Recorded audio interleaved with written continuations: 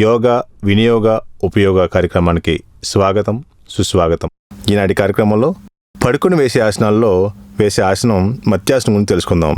చేపలాగా ఉంటుందండి ఈ ఆసనం, అందుకే దీని పేరు మత్స్యాసనం అంటారు. ఈ ఆసనాన్ని వేసేటప్పుడు ముందుగా నేల మీద పద్మాసనంలో కూర్చోవాలి.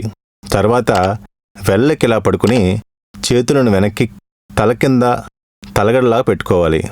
మెల్లగా శ్వాస తీసుకుంటూ వదులుతూ ఉండాలి. చేపలాగా ఉంటుందండి ఈ ఆసనం, అందుకే దీని పేరు మత్స్యాసనం అంటారు. చూసారుగా, ఇదేంటి మత్స్యాసనం అంటే. మరి ఇలా వేసుకోవడం వల్ల వచ్చే ఉపయోగాలు వివరాలు తెలుసుకుందామా? ఇది ఉదర సంబంధ వ్యాధులు నివారిస్తుంది, గొంతు కండరాలకు బలాన్ని ఇస్తుంది, ట్రాన్సిల్స్ రాకుండా చూస్తుంది, స్వరపేటికకు మంచి వ్యాయామం. సంగీత సాధన చేసేవారు ఈ ఆసనం వేసుకోవడం వల్ల గొంతు శ్రావ్యంగా మారుతుంది. ఆస్తమాతో బాధపడేవారికి ఉపశమనం లభిస్తుంది. ఊపిరి సంబంధ వ్యాధుల నుండి నివారణ లభిస్తుంది.